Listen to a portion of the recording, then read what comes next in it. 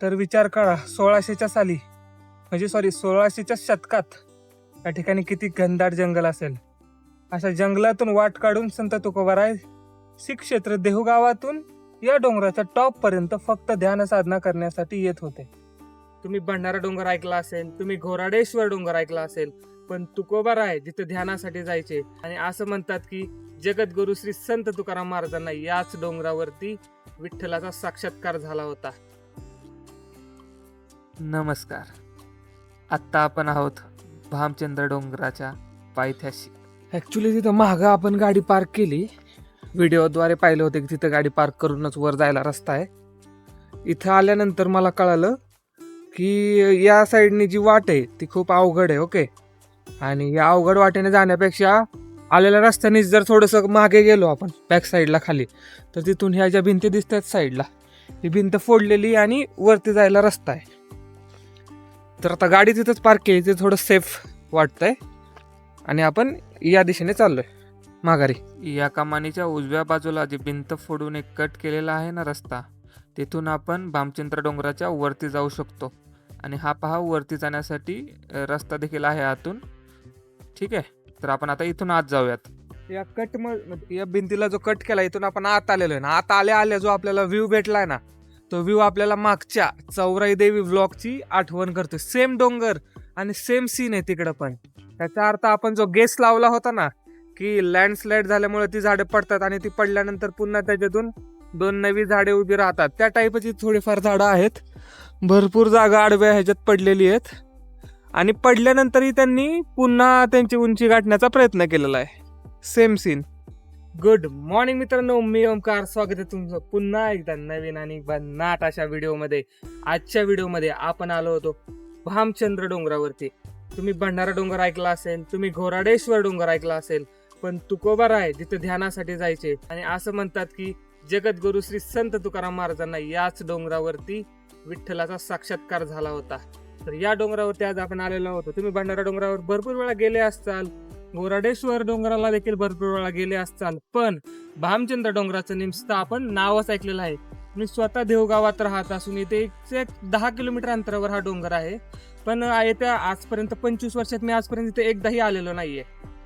तर आज मी ठरवलं ती जागा, ती शांतता अनुभवण्याचा, त्या ठिकाणावरती आपण येऊन तो अनुभव घ्यायचा आहे.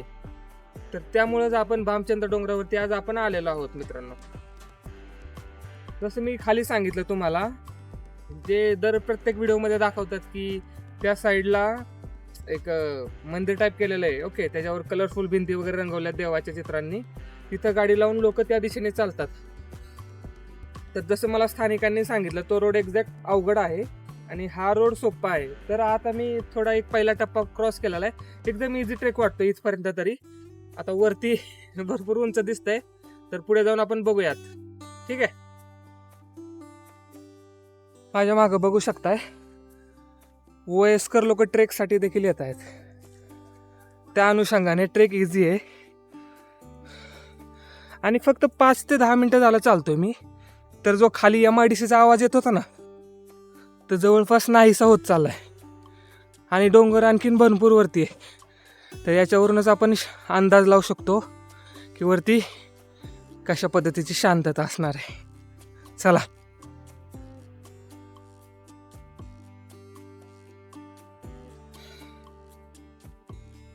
आता आपण भामचंद्र डोंगराच्या पायथ्यापाशी आलेलो आहे.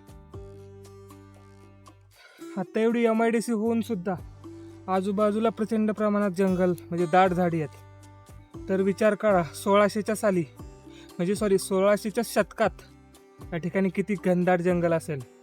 अशा जंगलातून वाट काढून संत तुकोबाराय श्री क्षेत्र देहुगावातून या डोंगराच्या टॉप पर्यंत फक्त ध्यान साधना करण्यासाठी येत होते. याचा थोडासा इतिहास मी ऐकलेला आहे, तर तुम्हाला शॉर्ट मध्ये सांगतो. संत तुकाराम महाराज म्हणतात, म्हणजे ते सांगतात ऍक्च्युली, की ते त्यांच्या संसाराला वैतागलेले असतात. रोजची कटकट, रोजचं त्यांच्यासाठी काम करणं, त्यांच्यासाठी झुरणं, म्हणजे जे काय कमवून आणून त्यांना करणं, हे संसाराचे जे काबाड कष्ट आहे हे त्यांना नकोसं होतं.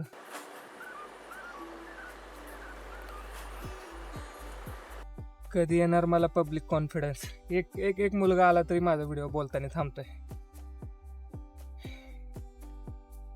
पब्लिक स्पीकिंगची भीती घालवायची आपल्याला अजून खूप गरज आहे.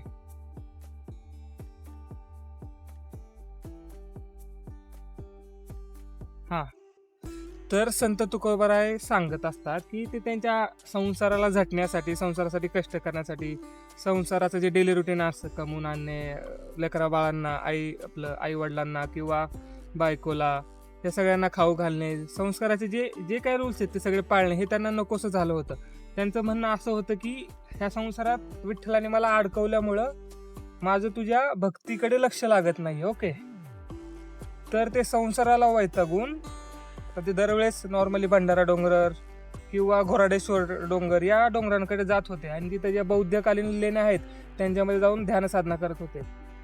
पण एके दिवशी ते त्या संसाराला वैतागून भंडारा डोंगराच्या थेट सरळ निघून आले 10 किलोमीटर आणि या डोंगराच्या टॉपला जाऊन एक गुफा आहे तिथे ध्यान साधनेला बसले.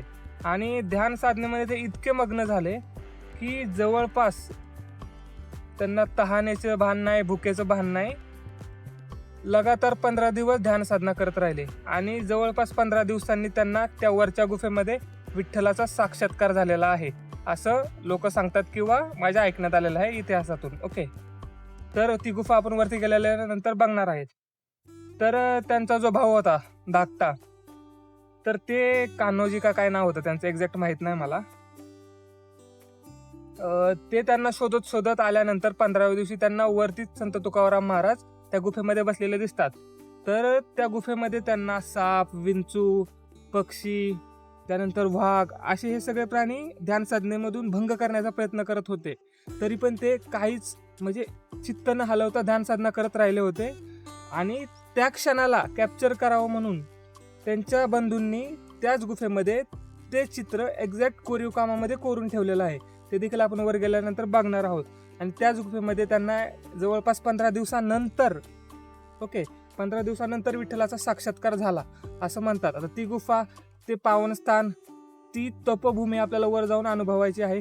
विचार करा, त्यांची पत्नी ज्यावेळेस तुकाराम महाराज जायचे तर त्या केसमध्ये फक्त वाटेला कान लावून शोधत असायचे की तुकाराम महाराज कोणत्या ह्याला गेले. तर किती नेक्स्ट लेवलचं म्हणजे आतून भक्ती करत असतील ते. तर हेच ती जागा, हाच तो डोंगर जिथे संत तुकाराम महाराजांना विठ्ठलाचा साक्षात्कार झाला आहे. तर आपण याच जागेचे, त्या गुफेचे वरती जाऊन दर्शन घेणार आहोत आणि तुम्हाला व्हिडिओ मार्फत तो गुफा, तो क्षण अनुभवायचा एक छोटासा प्रयत्न आपण करणार आहोत. जास्त इतिहास मला माहीत नाही आहे, काही चुकलं तर माफ करा जेवढं होईल, कारण मी काही इतिहासकार नाही आहे, मी एक्सप्लोरर आहे. जेवढं माझ्या डोळ्यांनी बघणं होईल तेवढं मी तुम्हाला व्हिडिओ मार्फत दाखवणार आहे. तर आपण आता वरती जाऊयात. आता डायरेक्ट वरती गेल्यावरती शूट करूयात. चालत चालत शूट करायला भरपूर दम लागतोय. पाणी सोबत राहू द्या आणि थोडाफार स्नॅक्स पण राहू द्या. वरती गेल्यावर खायला भरपूर आनंद होईल. मी तसं चालू सकाळ सकाळ उठून, आता वरती गेल्यावर अवघड होणार आहे. इथे पाईपलाईन दिसते, त्यानंतर वायरिंग दिसते, वरती पाण्याची आणि लाईटची देखील सोय केलेली आहे. मेन मंदिरासमोरच घाण केलेली आहे. सगळं करा रे, पण असं हीच घाण नका करत जाऊ, थोडंफार लक्ष देत जावं. या मंदिराबाहेर एक टाकं आहे कातळात कोरलेलं, ठीक आहे, त्याच्यावरती जाळी बसवलेली आहे. त्याच्यामध्ये हे जे पाणी काढून पाय धुण्याची ती मज्जा आहे. आणि पाणी इतकं थंड होतं तुम्हाला सांगतो, अक्षरशः पायावर घेतल्यावर मन प्रसन्न झालं. आत जायची एकदम वेगळीच ऊर्जा तयार झालेली. फर्स्ट टाइम मी हे असं अनुभवलं होतं ॲक्च्युली, पण मजा आली बरं का, काही सांगा. आणि आत गेल्यावर डाव्या हाताला एक रूम आहे, ती पण जाळीमध्ये पॅक आहे. तिथे एक पुजारी असतात, ते तिथं पूजा वगैरे करतात. त्याच्यानंतर राईट साईडला थोडंफार कोरीव कामामध्ये कोरलेल्या मूर्त्या वगैरे ठेवलेल्या आहेत, म्हणजे कोरलेल्या आहेत ॲक्च्युली. आणि समोरच शंकराची शिवलिंग पिंड आहे आणि पिंडीच्या समोरच भामचंद्र देवाची मूर्ती आहे कोरलेली. इथून अक्षरशः बाहेर निघूच वाटत नव्हतं, पण मंदिरात जास्त वेळ कसं बसणार ना, ते पवित्र स्थान आहे, तिथं आपण बसणं नाही बरोबर वाटत जास्त. त्यामुळं मी दर्शन वगैरे घेतलं, 2 मिनिटं बसलो आणि बाहेर आलो. बाहेर आल्यानंतर थोडंसं पुढं आलं ना, डाव्या हाताला बाकडे वगैरे ठेवलेले आहेत. तिथं शांत 5 ते 10 मिनिटं बसलो. आजूबाजूचा परिसर पाहिला, झाडावरती माकडे वगैरे खेळत होती. हे सगळं बघून मन अगदी प्रसन्न झालं.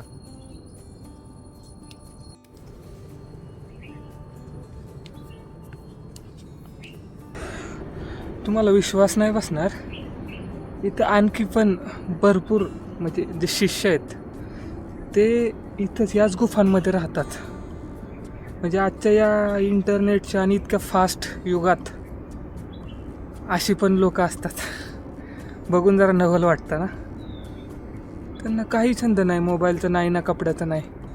सिंपल व्हाईट कपडे घातलेत वारकऱ्यांचे आणि लिटरली गुफेमध्ये राहत आहेत. काय पाहिजे अजून यापेक्षा साधेपणा असतो का काय?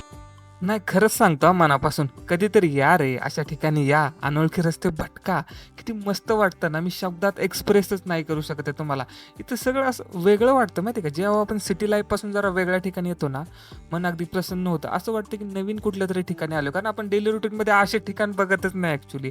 इतकं साधेपणा. वरती येऊन बघा, अख्खं पुढं खाली MIDC दिसते, पण वरती अगदी शांतता. मस्त ना. हीच ती गुफा बरं का, जिथे तुकाराम महाराजांना साक्षात्कार झाला होता असं म्हणतात. किती स्पेशल ऊर्जा फील होते, तुम्ही कसं सांगू तुम्हाला मी शब्दात. की नेक्स्ट लेवल वाटतं इथं एकदम, माहिती आहे का. खूप युनिक आहे सगळंच. पायाला कुरूप आलंय माझ्या. बूट आपण तिथं भामचंद्र देवाचं मंदिर होतं का, तिथंच सोडलेत. थोडासा दगड जरी रुतला ना पायाला, प्रचंड वेदना होत आहेत. या गुफेमध्ये वारकरी शिष्य राहतात. हे त्यांचे कपडे वगैरे वाळू घातलेले. या ठिकाणी त्यांची आंघोळ वगैरे होते. तर पाण्याचं एक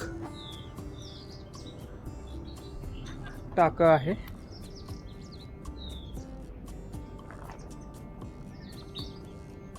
आणि हे मगाचं भामचंद्राचं मंदिर. आज संक्रांतीच्या दिवशी आलेलो मी या भामचंद्र डोंगरावरती. तर आता मी देवगावात राहतो. ओके. तर पहाटे 3 वाजल्यापासून महिला आता कोणत्या देवाची पूजा करतात, आज भरपूर देव आहेत. तर नाही का व्यवसायाला जातात जे म्हणतो आपण संक्रांतीला, भरपूर गर्दी असते पहाटे 3 वाजल्यापासून देहूगावमध्ये तुकाराम महाराजांच्या मंदिरात. तर मला वाटलंच होतं की हे तुकाराम महाराजांचंच मंदिर आहे, तर इकडे पण गर्दी असू शकते. बट इकडे गर्दी नव्हती, पण लिटरली एक 4-5 महिला नाही का व्यवसायाला, म्हणजे ते सगळं साहित्य घेऊन इथं तुकाराम महाराजांच्या त्या गुफेमध्ये जिथे त्यांना साक्षात्कार झाला होता तिथे पूजण्यासाठी आल्या होत्या. आणि एवढा मोठा डोंगर चढून. ॲक्च्युली त्या साईडनी जास्त अवघड आहे म्हणतायत, ही साईड भरपूर इझी आहे. आणि एक अर्धा तास कंटिन्यू चालल्यानंतर कवर पण होते. 1-2 ब्रेक घेतले की काय इझी आहे, नॉर्मल आहे सगळ्यांसाठी, कोणीही येऊ शकतं. थोडं वय जास्त असेल तरी काही इश्यू नाही. वयस्कर लोक पण होते वरती, त्यामुळे नक्की या. आणि जर तुम्हाला निसर्गाच्या सानिध्यात येऊन थोडा टाईम स्पेंड करायचा आहे, कुणाला जर दैविक स्थानामध्ये येऊन शांततेचा लाभ घ्यायचा आहे, किंवा वन डे पिकनिक स्पॉट करू शकता तुम्ही. तुमच्या लहान मुलांना, घरातल्या वयस्करांना इथं येऊन सगळी माहिती वगैरे सांगून देवाचे दर्शन घेऊन इथं साईडला एखाद्या ठिकाणी चटई वगैरे टाकून झाडाखाली दिवस स्पेंड करू शकता. सेफ आहे, काय इश्यू नाही आहे. जवळ भरपूर लोकवस्ती आहे, त्यामुळं काय टेन्शन नाही आहे. नक्की या एकदा.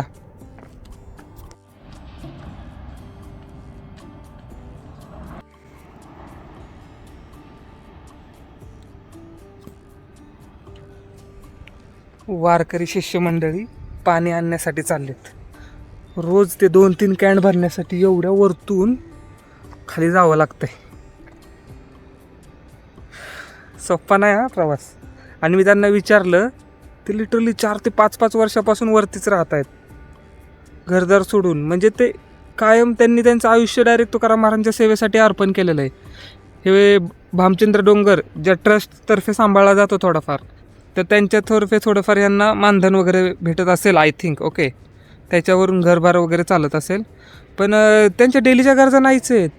फक्त जेवण वगैरे बनवणे नॉर्मल आणि सिंपल कपडे. तुम्ही पाहिलं असेल आत्ता. त्यांना मी काय प्रश्न केला माहिती का, तुमचं इंस्टाग्राम फेसबुक अकाउंट वगैरे आहे का. ते म्हणले वरती रेंजच एकतर बळबळ येते, ते पण कॉल करण्यासाठी. त्याच्यात दिवसभर आम्ही तिथंच असतो. तर इंस्टाग्राम फेसबुक उघडून करणार तरी काय आम्ही? जे आहे ते वरती ध्यानसाधना करत राहायचं.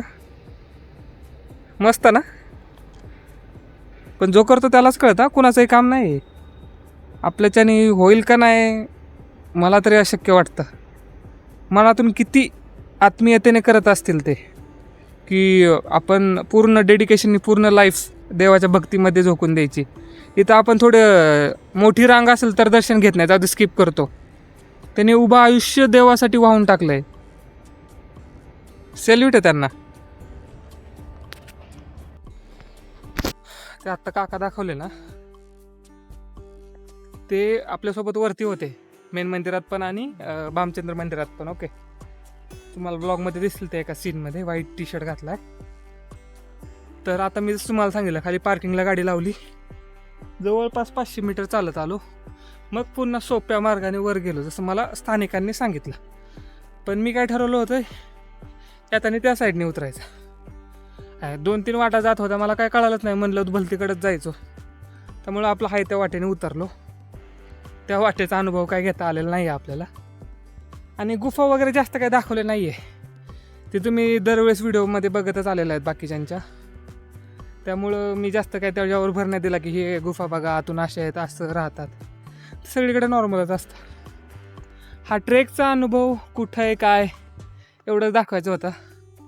आजचा ब्लॉग इथंच समाप्त करतो. Thanks for watching. थँक्यू.